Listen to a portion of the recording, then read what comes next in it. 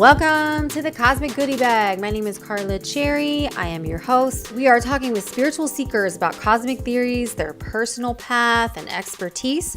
Our mission is to help people expand their consciousness and their awareness and provide tools to help them find their personal power. Do you want some personal power? I'm tired of watching superhero movies. Don't you want to have some little bit of that for yourself? It is ascension times, people. We'll be talking ETs, multidimensional beings, parallel universes. We cover it all. It's all in the bag. Why am I doing this? I don't know. Sometimes it's the red pill. Sometimes it's the blue pill. Sometimes you just slip and fall down the rabbit hole and you get a timeshare there. Hey, what's up, everybody? I'm so excited for you to hear this interview. It's Paul Jacek. He is a friend. He's a tarot card reader. He's very funny. He's a comedian. He's just got it all going. And also, he's really connected with the dead. Okay, here we are in the Halloween season. This is for you guys who are all into talking with the dead. Me personally, I'm not trying to hang out with a ghost. Like, I literally would hang out with an alien before I would hang out with a ghost. Ghosts scare me to death. I have a friend that was on a ghost, and she's like, I just love going to this old hotel because this woman, she sits beside the piano.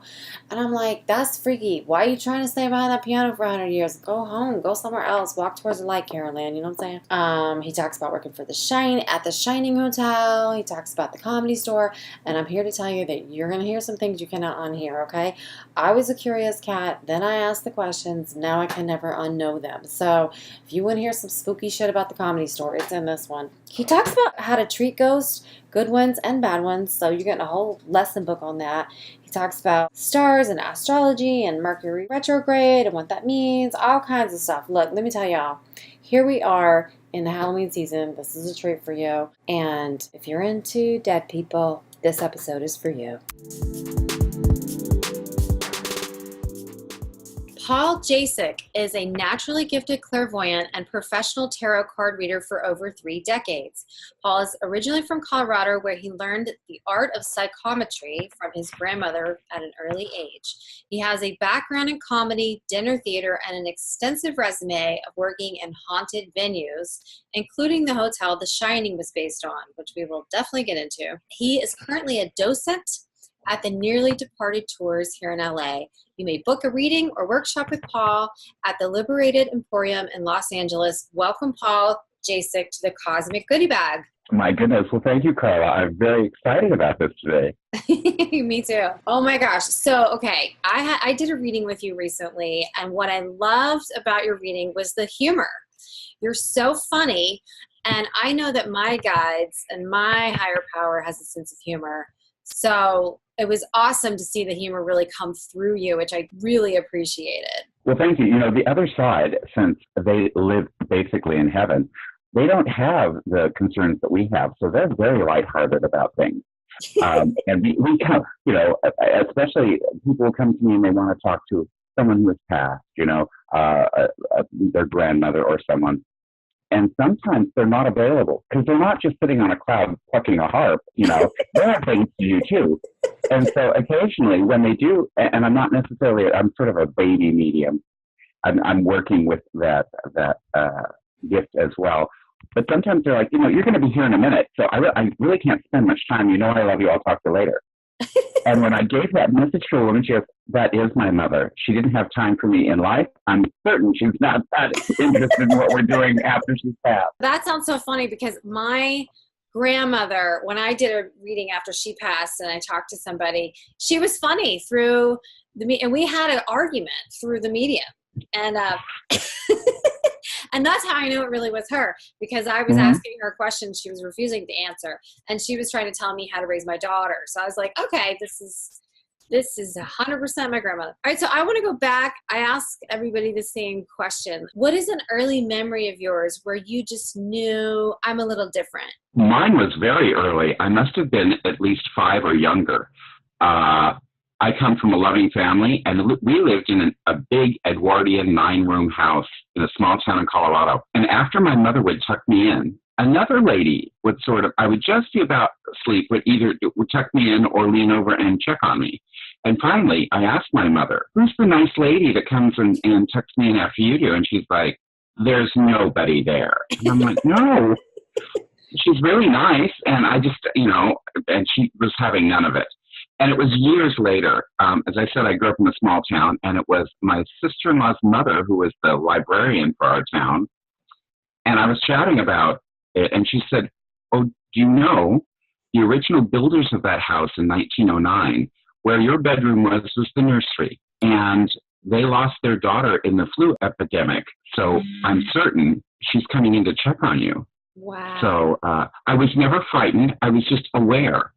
So that was a confirmation. Always, as a really empathic child, I think this is true of children. They run on their feeling anyway. As we become adults and our minds get cluttered, a lot of kids, certainly me, it was like, that's not what you're doing. That's not what you're feeling. That can't happen, and stop doing that.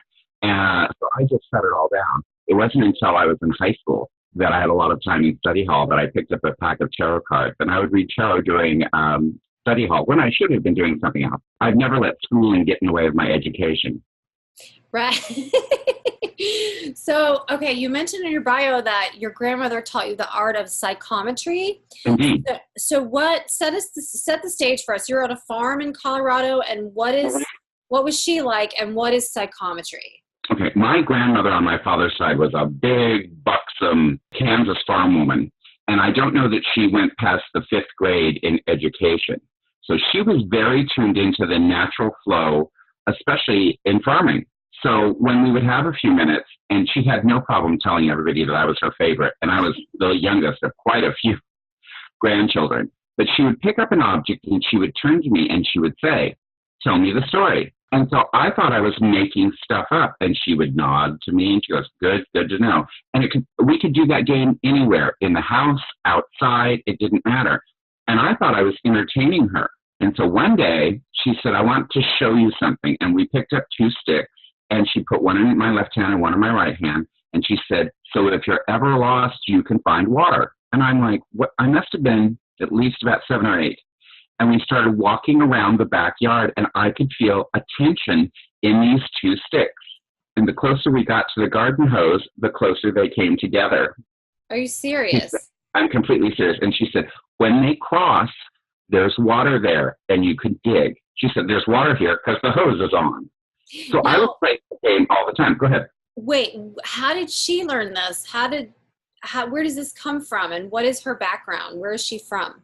As I said, she's a big old Kansas farm woman. She grew up in Virginia and Kentucky before she moved to Kansas. So this is probably in the latter part of the 19th century, first part of the 20th century, because my father was born 1925, and he was the youngest. She was married 5 times. They kept dying. Wait, but this gift of hers, did it come from never Celtic or Native American? She just got it? Where did she get it from? Well, it was, once again, she was not a terribly educated woman, but because she'd lived on a farm, and the almanac was really her Bible. Wow. So when I remember asking her about that, she said, because these are living things, they were sticks, they'd been a tree, they naturally seek water. Oh, wow. So that she reminded me that everything is connected, everything. And so I was never very afraid of the dark, because you might not be able to see what's going on, but the natural world supports you. Interesting. So wait, and did she learn this from her grandmother though, or did she just figure this out? I certainly must have been taught to her along the way. But, especially in the earlier part of the 20th century, we still didn't have electricity everywhere. So people had to rely on what they'd been taught or what they knew. Wow. She always got her hair cut under a moon phase. She always consulted the almanac for timing. We should live our lives as if there is no time, but there is such a thing as timing. And that's why I find astrology so interesting. It's sometimes mind-blowing that the energy that is coursing over the earth, wouldn't it just make a wise decision to go with the energy that's presented? What's an example? Time and tide. Especially sailing, or if you happen to be a fisherman, it's good to know when the high tide and the low tide is, because it will depend on where you can find the fish. So we become so civilized, and we become so sophisticated that we don't necessarily think that we need that information. But I will tell you, the 2 things most people do is they will check the weather in the morning, and they'll check their astrological sign in the paper. That's okay. So, and then what's going on right now with retrograde? Everyone's, yeah. Well, there's a lot of confluence. It depends on your own individual birth sign. And that's the time, your birth date, we're so anniversary based that, another trip around the sun. So it depends on your sun sign, which is where that you were born, the day you were born. And also it's interesting where you were born and the time. Two babies can be born in the same hospital on the same day within 10 or 20 minutes, and they'll have completely different charts. Ah, interesting. Because so you have to know the exact minute. Yeah, the moon, they're all moving. Life is always expanding. It gets a little mind-blowing. So currently we are coming out of a full moon, and if we don't respond to the moon, I heard a scientist say, we're the only animal on the planet that doesn't, because it's true, especially for women, a cycle follows the moon. So when it's a full moon, this is a great time to release things. Many people do a full moon burning. Write down 10 things you want to get rid of and burn it under a full moon. First of all, it's elemental. It's one of the elements of fire, and it goes into the air. And Luna, the moon, will take them with her as she leaves. Oh. So if you want something to manifest in your life, write down 10 things under a new moon, which we can't see, and Luna will bring them gently to you. Her power, her influence is a gentle one. It's not the flaming bright sun. The moon moves a little easier, but she moves very quickly around. Now we're in eclipse season, and a client told me this, and I love it so much. The moon sees everything, and she's flipping around the planet. She sees what's going on in Des Moines. She knows, who's doing who in Argentina. I mean, she sees everything. So when we have an eclipse, then she has a moment where she comes face to face with the sun and tells him everything. Eclipses are all about revelation. It's about an enlightening, because now all is known, because the sun and the moon have seen the same thing. So with this eclipse that we've just seen, a lot has been revealed. So personally and also socially. So then when we have retrograde, there's a lot of comments about Mercury retrograde, and people flip out. Now, Mercury governs the sky. It governs electricity. It is not a time to start new things. When Mercury goes retrograde, and we'll do it 3 times a year for 3 weeks, the best use of the energy is regroup, reduce, rewrite, review. This is a time to clean closets. This is a time to refresh. The people, we're all a little crazy. They're just moving along. It's not a time to sign contracts, because with Mercury, it really doesn't move backwards, but it's in an opposition power. It's like a game of telephone, where I say, gee, you're really pretty. And you think you hear me say, gosh, you're really pretty. And people get punched. Now, no one was wrong. They were acting out of what they thought they heard. So communication is always a little screwy. Electronics are a little screwy under Mercury retrograde. So this is time to come back in your own square, and it's a great time to get rid of stuff. Reduce, reuse, review, recycle. That's awesome. So, okay, I want to ask you, when you were training as an actor, your unique gifts would show up. Can you tell me about that? What I love about the skill and the art of performance, I also do work in stand-up comedy, and that's where this ability really works, is when I walk onto a stage, I immediately taste the joint. I can feel it. I can feel where the pockets of energy are different. And if you're doing stand-up correctly, it's never a monologue, it's a dialogue. I may be speaking, but the energy flow should be rolling back and forth between the two of us. There should be communication going on. If it's a monologue, we have a problem. I've had the instance sometimes when it's going very well, and the energy is just delicious, and that feels terrific. At the beginning of my career, I used to depend a lot on how many laughs I got. And if I was not doing any comic worth their salt is going to tank and bomb sometimes, and it's not pleasant. So I remember walking out of the room, and it had not gone well. And what my intuition quietly said is, well, the problem is you're working so hard to earn their respect, as opposed to allowing them to get to know you.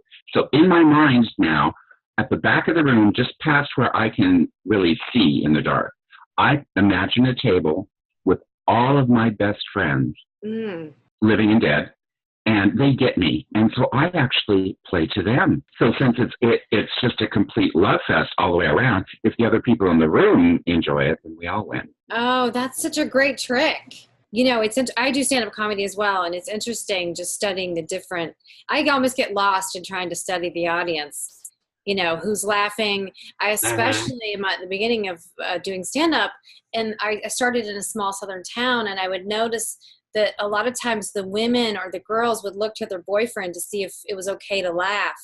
I don't know if you've seen that, but Absolutely. It's bizarre. And then my favorite laugh was the one where the woman or the girl couldn't hold it in. It was almost like a vomiting laughter. And I was like, I'm going to get it out of you, girl. Like, you don't need permission. It's just super fun. But I love that trick. I love, like, you're playing to, and Jerry Seinfeld even said, you know, if it's all about you, then forget it. Like, it's a gift, it's giving. And so Absolutely. are you seeing the energy flow? Like, can you break that down a little bit more?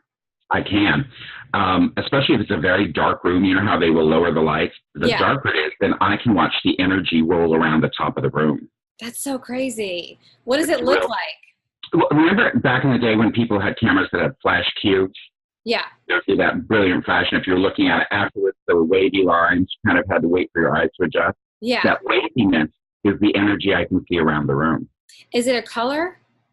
There's sometimes color. It's usually, now here's the deal. If I pay attention to it, if I change my focus and look at it, it will dissipate. If I, once again, the secret to a lot of things, just relax, I'm aware of it. And then I pay attention, I'm aware of it, not pay attention to it, then I'll be able to see it clearer. Make sense? Yeah. Is it a certain color that is good and a certain color is bad, or? It's like a stream. It's like always flowing. It may be a little orange over here and blue over here, but it's rolling around the room. I frequently say to my audiences, please look around. This may be the only time we're all together. Oh, yeah. Well, that's trippy. That's fun? Yeah, that is totally fun. Okay, so I wanted to ask you, so when you're training as an actor, though, you were mentioning that to me earlier, that sometimes the character would come in, because my daughter is an actress and she's also an empath. So she's experimenting. She's young, so she's experimenting with different ways to get in touch with the character. And sometimes it scared her because she did it almost too well. And then that person was hanging out with her. And, you know, sometimes if it's a scary character, then you're in that energy. So she had to learn to clear it. But now she's figured out some way to do it so that she's not, you know, pulling in, because you can pull in crazy energies. Absolutely. That's why I'm not a big fan of Ouija boards. People, and just human beings love to stare into the darkness. Right. You know, we're just fascinated with the darkness. We want to know what's going on. That's why I get a little annoyed with the paranormal shows. Mm-hmm. You know, they go into a location and they start screaming at them. Sure, don't yell at people, dead or alive. It's just rude. They're having a tough time as it is anyway. And now, you know, you're demanding that they move the doorknobs. Be nicer. That's so great. But that's the same thing about when developing a character. I would do massive amount of research. And when I started, you had to go to the library. Thank God for Mr. Internet, who it's now all right there on your phone. Mm-hmm. But what I would do is I would begin the research about something. I did a play early on that was set in New York in the 1930s during the taxi strike. Which strike? And so the taxi strike. Taxi strike. Okay, sorry. Our audio is wonky, so I'm just. Okay. All right, I'll come a little closer. Okay, great. And so as I began to do that, I began to really get the feeling of what that was about. Now, I don't know if it was metaphysical or just natural, but the more that I got facts, the more I watched the movie in my mind, I began to understand him. And I had a wonderful director who the second day turned to me and said, before we start the scene, what's the quickest way to get to 33rd and 3rd from 54th Street? And I looked at him and I went, he goes, because trust me, your character would know. He drives a taxi. So I went and studied the maps of New York. But then here's what's weird, is it became familiar. Later on when I was a flight attendant and I would fly to New York, I now know New York like the back of my hand because another sliver of my personality was a taxi driver in the 30s in New York. Was that based on a real story? It was based on an incident, but not the characters were certainly not real. I mean, they were in. But mm-hmm. My question is, you know, now I start talking to people about multiple dimensions. I have someone I talk to believe that every character she draws actually exists somewhere. So I wonder, when you're studying a character that you're going to play in a TV show or in a movie or on this is a play or TV? I forgot. That was a play. This is a play. So do you ever feel like you're connecting to a character that may live in a different place? Do you get into any of that? Well, all thoughts are things. It's interesting. So we're always bumping into thought forms. I know a woman who lived in the Bay Area for years and years, grew up there. And all of a sudden she was having terrible problem with fear of going over the bridges. And it was flipping her out. And in fact, she said, I've lived here my whole life, but now as we start to cross the Oakland Bridge, she said, I am out of my mind. She even made the choice to use some chemicals, some tranquilizers, to be able to go back and forth across the bridge. So we were talking about it. She was, and is it just because I'm getting old? I said, no. What may have happened is we're always evolving. You may be running into other people's thought forms that you're unaware of. Other people's fear, especially for people who are naturally empathic. So a question, especially if you're bopping through the day and you run into like, oh my goodness, check and see what's yours and what somebody else's. How do you check? How do you check that? And how you do that is in the question, you instantly, if you're not emotionally attached to it, it's not yours. So that's why she was even confused. She said, as I've traveled these bridges forever, and now I'm afraid of it. I said, but see, that doesn't make logical sense. She said, because I started imagining all of these things about traffic accidents. And I said, but see, that's not your history. That's not you. So how does it, break it down a little bit more, how does it get into your brain? Well, if in fact, that's why, especially if you've come to see me, I'm a big believer, and it's necessary for morning meditation. We're going to ground you into this day. We only have one day at a time. And within that, once you catch the balance within your own energy field, this sounds so woo-woo, and it's true, then it's much less likely for you to catch other information because you're so fully who you are. If, in fact, like most people, we wake up with just enough time to throw ourselves through the shower, run a comb through our hair, grab something out of the clothes basket because you know you didn't put it away, throw yourself together, jam it in the car, sit in traffic, now you are like a house with all the doors and windows open.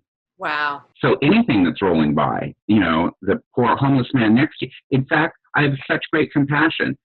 Homeless people are kind of like a house with all doors and windows open. Watch them talk. Is that them, or is their system so broken and in trouble? It's interesting to watch. It's like a radio, right? They're just picking up waves. Picking up any frequency, and it's strolling through the dial. Yeah. I noticed that when I moved to New York as a college student, I was like, this is more than just what, I would study them and watch them, and it was like, they're picking up, there's all kinds of stuff going on in their brain. Okay, so I want to ask you, we got to get into the haunted stuff because I know there's going to be listeners that are super excited to hear about that. So your first experience in a haunted venue, tell me about that. Well, it was my own house. Well, your own house. And then the second one was, I guess, the Stanley Hotel. Is that? Well, I certainly picked up energies, but I don't know that I was as finely tuned. So I worked at the Stanley Hotel the summer after I came back from my first year at college. And tell people what that is. What's the Stanley Hotel? The Stanley Hotel is in Estes Park, Colorado. It's a beautiful hotel built in 1909 by the Stanley Steamer brothers, F-O and F-E, because they had made a lot of money selling the dry plate photographic process to George Eastman of Eastman Kodak. Okay. And F.O. Stanley came down with tuberculosis.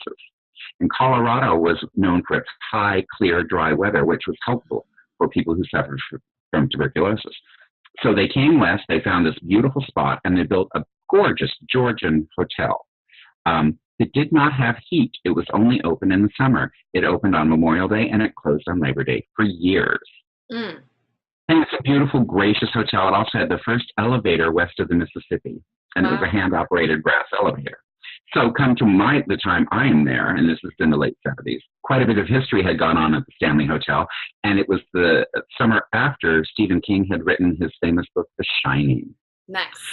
Which, oddly enough, I've heard it in an interview, is his experience with alcoholism, which is a spiritual disease.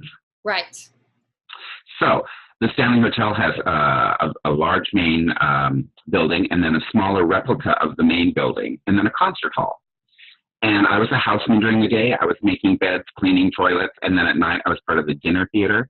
I was the understudy for the son in Lillian Hellman's The Little Foxes. So I was there almost 24 hours a day. I ran across to where I was staying and slept at night, but got up early in the morning and came back. Now, how old were you? 18, and then I came the next summer, so my 18th and 19th year. You were a baby. Well, yeah. And there were different things that I began to pick up. When I would use a key, back in the day we had keys, they weren't electronic. I would open the door, and of course the rooms are wrecked because somebody's checked out. So I would usually walk toward the bathroom. I remember this one morning, and I thought I was a little tired. As I did, the door swung closed behind me. And this is an old building, not a big deal. But what really surprised me is when I went back, the chain was on the door. Ah! Oh my God. And I stood there and went, I'm the only one in this room. Oh my God. So were you locked in? Well, the chain was just on the door. So I stood there for a minute and I went, and I said, absolutely not. Just because people are dead doesn't make them interesting or kind. Okay. So did you from there, there were cold spots. Mr. Stanley is frequently seen in the music room with his wife standing by the piano. So it just became a normal part of it. Now, much like another place that I worked at, they have haunted tours, and they go down underneath the building. There are tunnels underneath the building, and it's a great marketing tool. Wow. So were you frightened? I mean, did you, because you grew up with somebody in your house who was departed and visited you as a child, I guess you weren't scared of ghosts ever? That one startled me because I didn't do it, and it seemed like it was wanting to be sort of possessive. But, right. You have free will. Absolutely not. So that's how you deal with ghosts that are not nice, is tell me how you deal with them. Well, it's an issue of power. Here's the difference between ghosts, spirits, and imprints. Okay. Ghosts generally don't know they're dead. Ah. So that's why they're confused. That's why don't yell at them. If they're ghosts, they're already confused. If we're having this conversation, all of a sudden there's a rush of air. I can still see you, but you can't see me. And then people are coming in and moving my stuff. Wait a second. What's going on here? And the best you can do is be a cold spot. It's very disconcerting. Many times that's why ghosts will repeat the last few minutes of their existence. Okay, I was talking to Carla, and wait, no, something happened. Okay, let me go back. I was talking, and that can go on for hundreds of years. Oh, really? Okay, because I wanted to ask you that. Why so long? Like, why hundreds of years? Well, to our time, but remember, in the universe, there is no time. Right. So they're just trying to work it out. Spirits, sweet things. Let's say I was very ill for a very long time, and I pass, and I go to the other side. And it's so much fun over there. Oh my gosh, you love everything you do, and you do everything you love. And immediately you go, I got to let them know back home I'm okay. I just need to let them know. So and they're shameless about letting you know from the other side. And generally it is a message of love. And how you know it's a spirit is if they can do a full manifestation, that takes kind of a lot of energy. They look wonderful. They are whole, perfect, and complete. Usually ghosts, there's especially like the ghosts that are seen at Gettysburg are damaged. The last few moments of their memory was when they were blown up, or their arm was torn off, or they were, so they appear hideous because that's the last spiritual memory moment they had of themselves. Well, why can't they bring themselves back to being a full spirit? I mean, why are so many ghosts stuck? And do they not have a higher power? Well, they do, but they may not have had a good spiritual foundation. That's why I encourage people to get a hold of that, because, we have this happening with people that are walking around. Their lives are kind of going along the same direction. So if you don't know that there's someplace to go, where to go? Now you're out of your body, so you keep repeating it back. The light is always waiting for you. That's why there are people who are basically soul rescuers through a medium or through a trance can contact them, calm them down and go, look over your shoulder. See that light? There are people there. Your mother's there. Go toward the light, and they will help people cross over. Oh, wow. So in a coffee shop that I go to a lot, it's a Cuban coffee shop, and they always have the owner who recently passed and a candle. And they believe that, and they keep the candle all day. And they believe, I guess, that will help them cross over. Have you heard of this? Well, and the reason that many faiths use candles is that energy, once again, an element of the natural element, can be seen from the other side. Ah. Electrical lights cannot. Fire can be seen from the other side. So therefore, that's why in the Christian and or Catholic tradition, we light a candle for you. Oh, wow. That's crazy. Okay, so I want to ask you about the Comedy Store because everybody who goes to the Comedy Store knows, or all comedians know, that the rumor is that it's haunted. So you actually work there, or you spent time there, and I with your expertise, I want to find out what you saw and just give me some juicy stories. Oh, and I have them. So I was made a regular the first night I ever did stand-up comedy. Bless Mitzi Shore. Wow. I had 3 minutes of material, and they asked me to walk over to her booth, and she said, "You're funny. Michael, sign him up. Welcome to the Comedy Store." Oh, wow. And I went in the bathroom and threw up. I never imagined it would be that quick. Well, the Comedy Store was originally Ciro's nightclub during the heyday of Hollywood in the 40s and 50s. And a lot of mobsters, Mickey Cohen, who was a mobster in town, had a finger in the business. Now, there are many layers to the Comedy Store. There's the original room, there is the main room, and there's the belly room upstairs. Mickey opened the belly room for female comics. And I thought belly meant like a belly laugh. Because that's where like Joan Rivers and Whoopi Goldberg and all those ladies that helped kick the door open for female comics. And there's also a little set of bathrooms upstairs. But also there's a little hallway that you go back to the green room, the manager's office. And back in the day, I was the receptionist during the day, and then I would do sets at night. So it really became college for me. And the Comedy Store is black on black on black with red candles and red leatherette banquettes. But it's very dark. Yes. Even in the daytime, to walk from outside into the store was always your eyes had to adjust. So my desk was upstairs, just a little west of the belly room, and I would answer 11 lines all day long of who was appearing, how much it cost, what was going on. But there would be moments I would sit there and think, I hear a baby. What if somebody has a baby? This is so weird. So my boss, who was a no-nonsense kind of guy, and his office was just around the corner, and he was really adamant about having no one walk in. He didn't want comics coming in. He didn't want them hanging out. He had a lot of work to do. So one time I said to him, I know this sounds weird, and I'm sure it's just the wind, but do you ever hear a baby? He goes, oh, yeah, all the time. Oh, gosh. I said, why? He goes, well, the belly room was for belly dancers for the mob. Oh, wow. And the rumor has it, the girls gave their own abortions in the bathrooms. And I'm like, Jesus. Oh. Really? Oh, Jesus. Oh, my God. So I remember having my head down. I was writing on my desk, and I saw someone walk right ahead of me and walking to Michael's office, and I thought, uh-oh.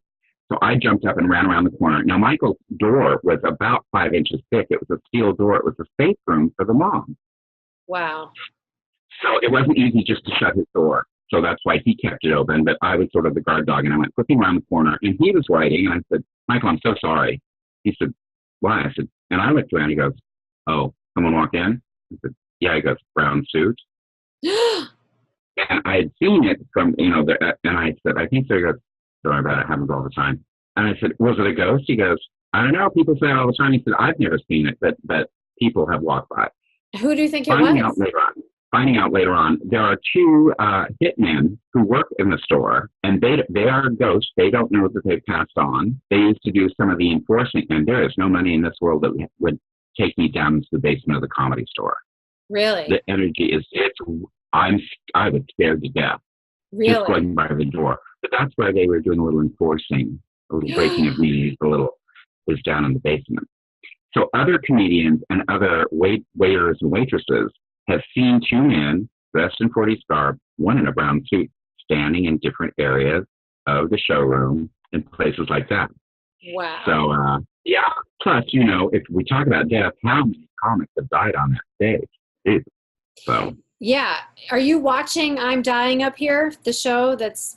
I have not yet. I know quite a few of the people that are associated with it, but I have not watched it yet. It's interesting because in the TV show, they're trying to clearly make you know that it's not about Mitzi Shore and the Comedy Store, but it's based on a book that's 100% about Mitzi Shore and the Comedy Store. So I guess people are trying not to get sued, but I have friends that are obsessed with it, and I watched it myself. It was really good.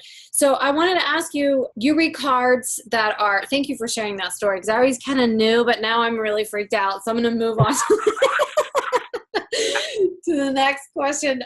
So you do tarot cards, you do mythological cards. How are you drawn to the mythology and tarot? My cards that I work with is the Mythic Tarot, and they work with Greek mythology and archetypes. Now, when I was a kid, as I talked about this, my sister-in-law's mother was our town librarian.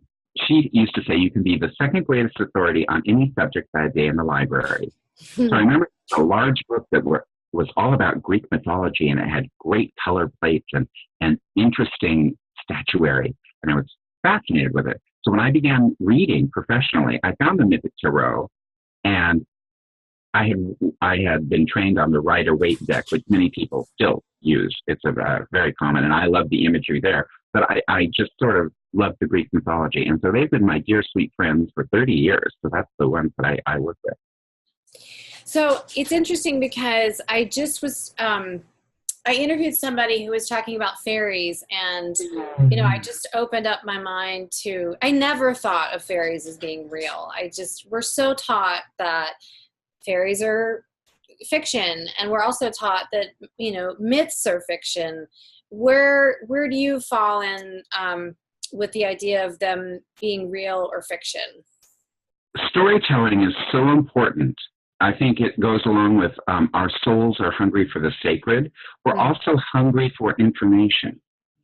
So whether it's true or not, sometimes isn't as interesting as how it impacts you. The myths that we see are usually about the human struggle and about divine power, a divine intervention. Even if we go along with stories when we come to the Christic perspective. I love the story of the Master Jesus, who's had such a great message of greater things shall you do. So the story is what we're looking for, whether it's real or not. What's interesting is it honest for you? Because your truth and my truth may be different, but you can tell when people are being honest across the board. Right. So I love stories. I love comparative theology. I sort of identify as a Buddhist, Episcopal, Jewish Wiccan. Not when I get all of the holidays off, but I'm looking for the through line of that we are all one, that we're coming for this experience. And when you imagine how large the human experience is, how do you fit it into 100 years? It's amazing. So isn't it nice? You may have the opportunity to come back. So what do you think your purpose is on this go-around? I actually worked with that in meditation, and it seems that the theme for my life is adventures in discovering just who I am. Oh, wow. That's sort of the theme. And I love that it's adventures because I literally have had 1,000 jobs. I've worked everywhere. I haven't been a florist, but, that's coming. And it surprised me recently. I had sort of a landmark birthday, and it was a bit of a shock because I thought, really, I'm in the last third. I just turned 60. And first of all, I never imagined that I would live this long or look this good. And but within that, how do you fit all of this experience into a quick 100 years? Right. So as I've done some research and worked with different metaphysicians, I do believe we come back. I do think that there are things that we work out each time. It just seems to make logical sense. When I am questioning something, if it's limitless or it seems open-ended, seems to be truer than jamming things in a box or deprivation, or there's only so much, or not everyone can play. It just doesn't seem to be enriching or part of the real experience of being human. That's great. When you see guides, when did you first start seeing your own guides, and when did you first start seeing other people's? Because I began as an actor so early, so I don't actually see with my eye. I'm aware of them in my mind's eye. And I was very concerned. I wanted to know them what personality, what is going on. With your own personal guides. Yeah. Are you George Washington? What is happening here? And they were much more lighthearted, like, well, you can call us that, but the deal here is, you need to tighten up your discipline. I'm like, oh, wait, no, tell me the lottery numbers. They're like, you're missing the point. Mm-hmm. Why would you have a bunch of paper with dead notables on it? Why don't you do something that is more soul enriching? That's one of the reasons you came here. So when I'm in a reading and I'm discerning energy, I'm fascinated how many different ways the infinite presents themselves in a guidance sort of way. Okay. And once in a great while, my clients will say, well, is it my grandmother? Maybe, maybe not. But what's more important is the imprint. It's much more the message than the messenger. The message is more important. Mm-hmm. But sometimes, because they have such a great sense of humor, they will give me an archetype or a type of person. Sometimes it is the mother image. Sometimes it's a grandmother image. Sometimes it's a very firm businessman. If you need to keep your stuff together, I've had this guy show up a couple of times in a great business suit going, this is what's necessary and this is what we need to do. They're not all just sitting around, as I said, plucking harps. There's lots of work to do because the other side is not that far away. It's 3 feet above Earth. It's a vibration. It's a what? It's vibration. When you look at a fan and the fan is off, you can see the individual blades. When the fan is on, you can see through the fan. And that's really what the other side is. They are vibrating at a higher frequency, but it's like an old overhead projector. It's overlaid Earth. So everything that we have here, they have over there, minus the pollution and the nasty. Right. So do your personal guides change, or do you think you've had the same ones all the way through? I have one that I think we made the agreement that they would be my spirit guide. Okay. But the rest of them have been very interchangeable to different parts of my life. It's interesting, especially when I go into a project. When I begin to write, all sorts of energy shows up. Really? And are you calling them in? I always am very respectful of when I begin a project, especially when I write, that I do my 50% and they join me in the middle with their 50%. Oh, wow. That's great. So, and can you just expand a little bit more on you seeing them in your mind's eye versus your eyes? Well, for them to manifest, to actually have a full body manifestation, whether it is a person who has passed or an energy that's here to help you, they have to slow their roll down and have a lot of energy with which to do that. Okay. So if I can raise my vibration up through meditation, through grounding, it makes it easier, and it's easier to see in my mind's eye, and then we can get to the work at hand. But my own personal guide, but back and forth, in the arguments I've had with them, I've never really gone for personality. Sometimes it feels like the meanest choreographer I ever worked with, because we're here again. Your selfish, self-centered attitude has brought you to this point. Let me help you from here. He's very clear. Oh, wow. So what are you working on now? I have several writing projects that I'm doing that I'm very excited about. And, we're here at the midpoint for folks that will listen to this later. And it's amazing to me as I have had this realization that for this, I'm in my, I'll probably hang for another 30 or 35 years. But there are some things to attend to. So I have this it's not panic, but this need to accomplish and finish, which is really sort of the natural role for life. There's a natural flow. It's a harvest time. So I'm writing. I have about 3 writing projects, and I'm doing some performing next week. And then I have my regular client list that I tend to, and laundry and walking the dog. So where can we see you perform? Next week, which is August 9th, I will be performing at Palermo's on Vermont for my friend Cha-Cha Sandoval, and I'm doing a little stand-up there.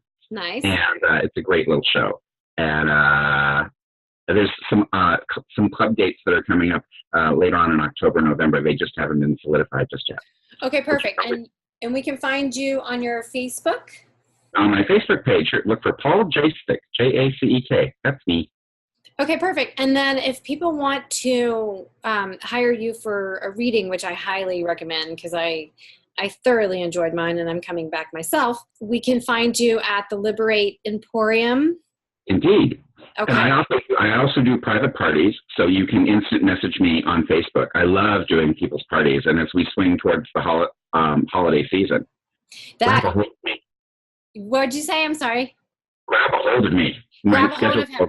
Yeah. That to me would be an amazing asset to any holiday party because you're so much fun, and doing people's readings, like I highly, highly recommend that. So definitely check him out. Well, Paul, it has been so fun talking to you. I could talk to you for hours. I really appreciate your time. Thank you. My good pleasure. I've had such a good time, Carla. Good. Excellent. I've learned a lot. I can't wait to rewatch this and re-listen because I've learned so much talking with you. So thank you. Have a wonderful day, and I'm going to see you soon. Yes, you will. I look forward to it. Okay. Bye. Bye now. Okay, so that was my interview with Paul Jacek. What a hoot, that guy. I just love him. He's so funny. And if you have guides that have a sense of humor, he will definitely pull it out. I did warn y'all about that Comedy Store stuff, so do not say I did not warn you. What else? Okay, we're on iTunes now. So, hey, subscribe, leave a review, get crazy. Don't get too crazy. Anyway, happy Halloween season. I hope all of you who love ghosts and stuff dug that interview. I have another one coming up. I have a very special interview coming up next. So, show your love, as Steve Harvey used to say at the Apollo. Yes, I did go. In the 90s, yes, I did. Show your love, people. Okay, thank you.